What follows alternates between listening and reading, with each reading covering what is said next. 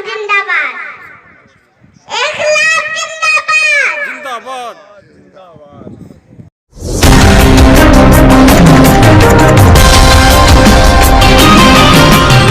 आप देख रहे हैं हक सच और इंसाफ की आवाज, द वॉइस ऑफ।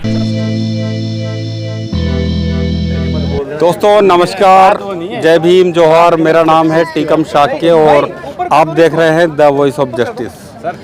आज हम यहाँ 12 जिले की तहसील छबड़ा है उसके गांव कोटड़ी में खड़े हैं और यहाँ पे आज किसान जाजम भी थी और उसी के उपलक्ष्य में आज 23 मार्च को शहीद दिवस के उपलक्ष्य में आज यहाँ पे रक्तदान शिविर का आयोजन किया गया था और उसमें 2300 यूनिट रक्त का जो है लक्ष्य रखा गया था कि 2300 यूनिट दिया जाएगा।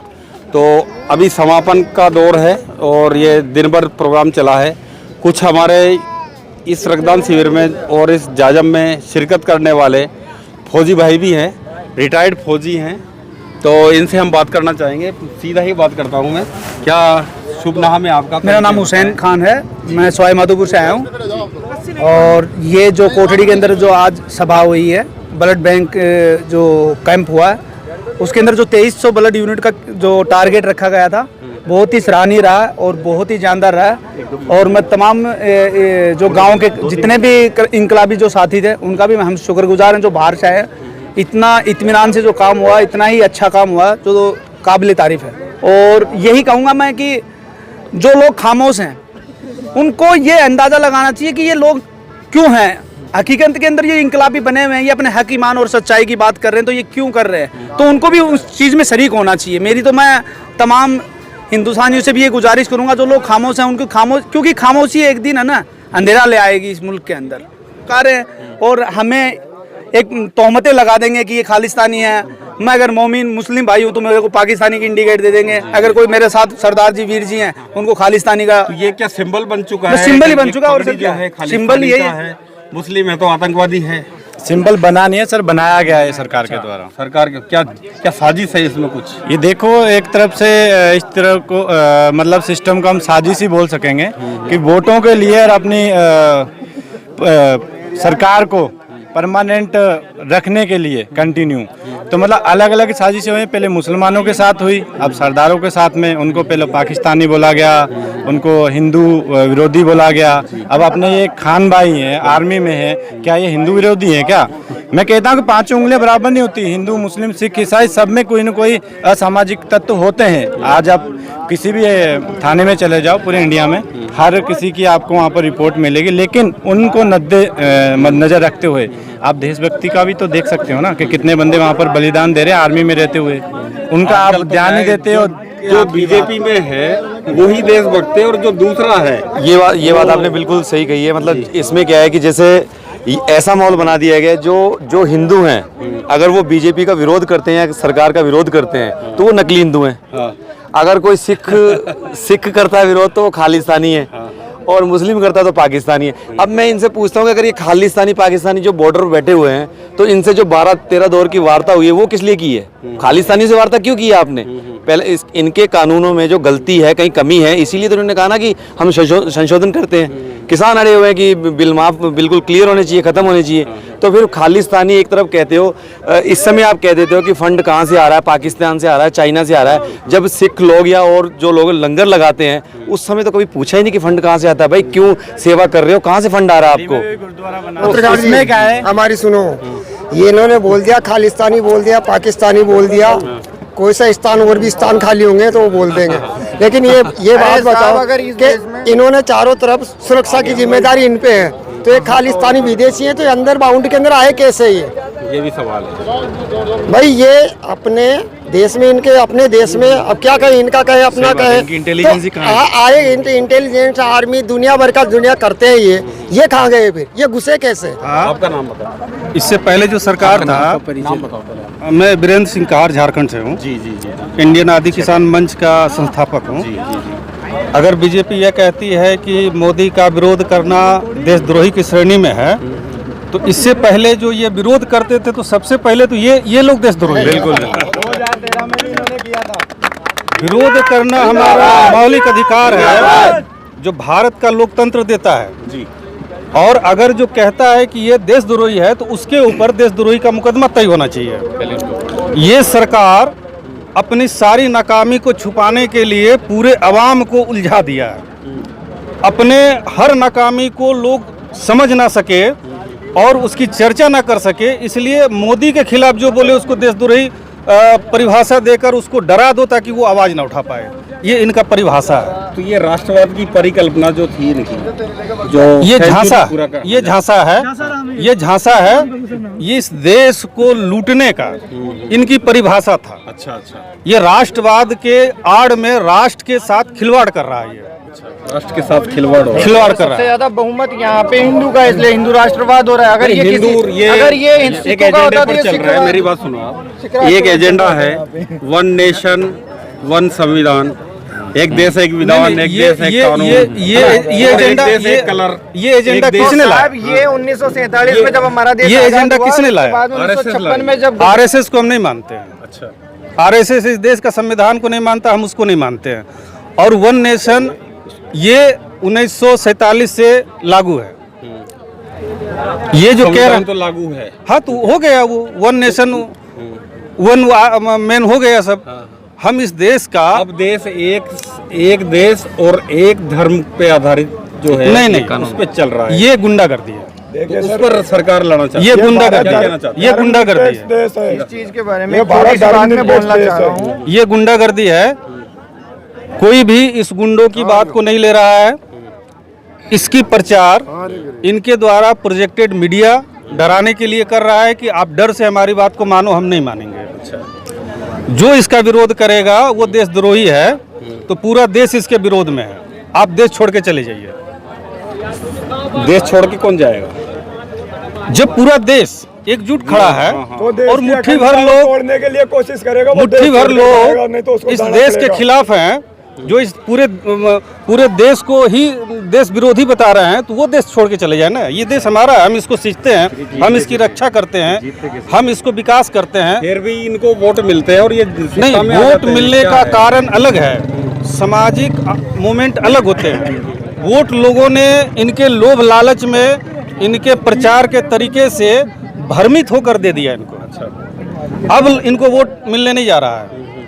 अब वोट मिलने नहीं जा रहा। अब ये ताकत के बल पे सरकार बना रहा है। बड़े दम से कहते हैं कि हम अभी सरकार 24 में ही बनाएंगे, वेस्ट बंगाल में अभी 200 के ऊपर पार करेंगे। दम तो उसके पास होता है ना जिसके पास ताकत होता है।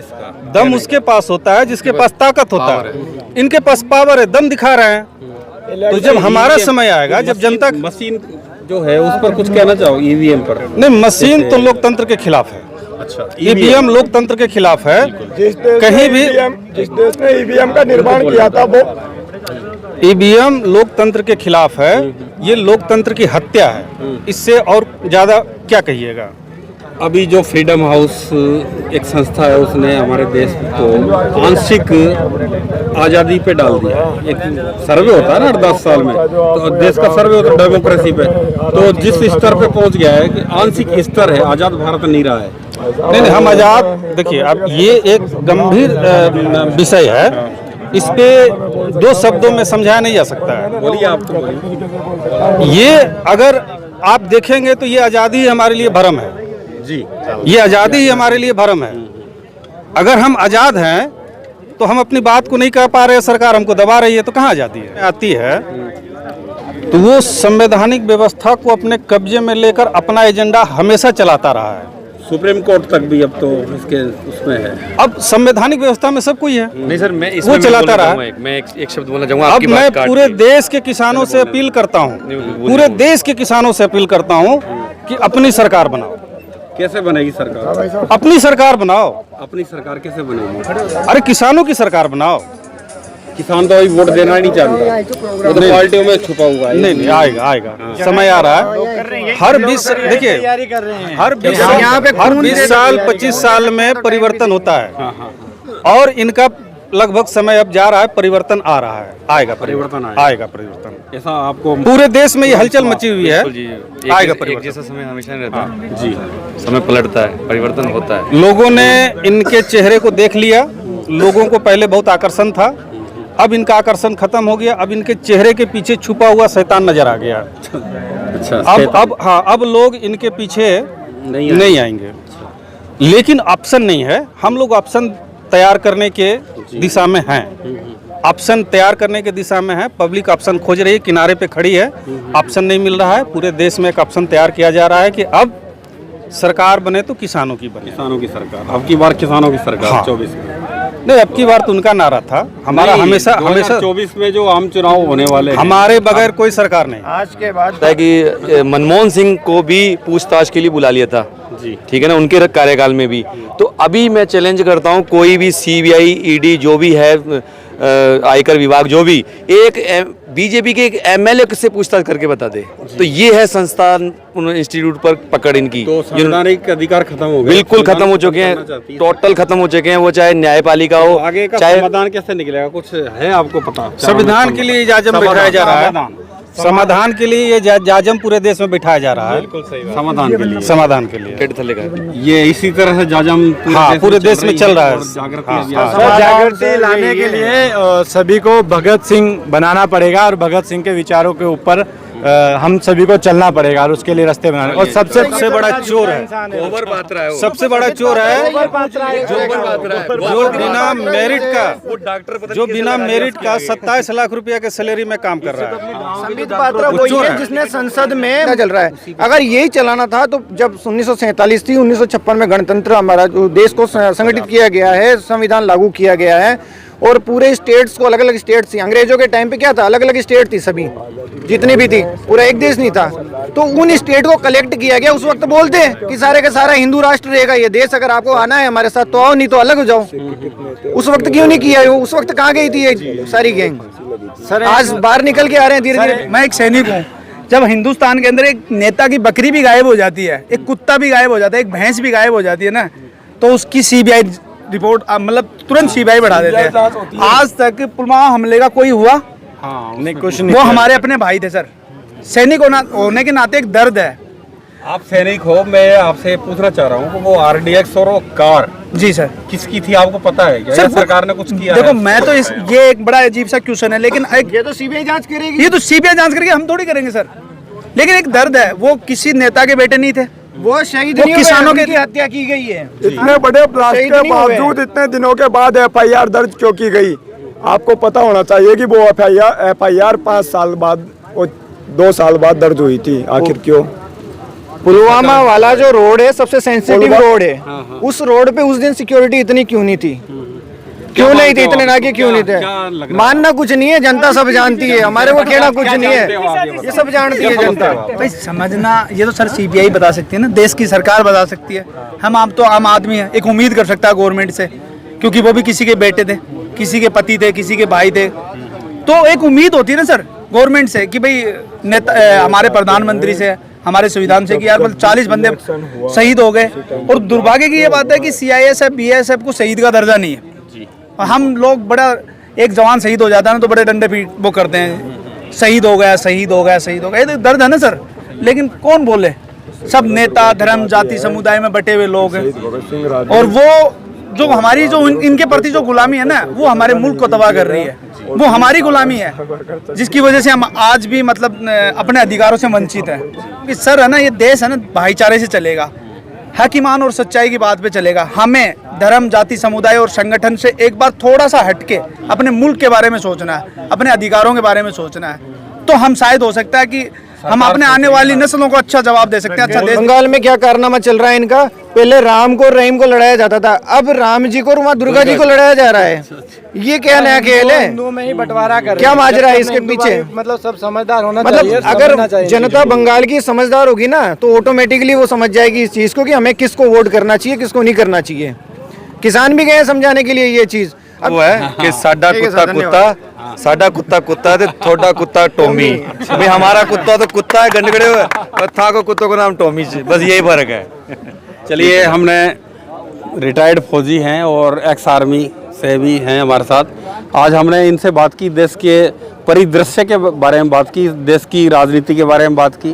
देश की सरकार जो है आज भारत के नागरिक के साथ दुर्व्यवहार कर रही है और भारत के संविधान को और संवैधानिक संस्थाओं को अपने कब्जे में लेकर संविधान को ख़त्म करना चाहती हैं।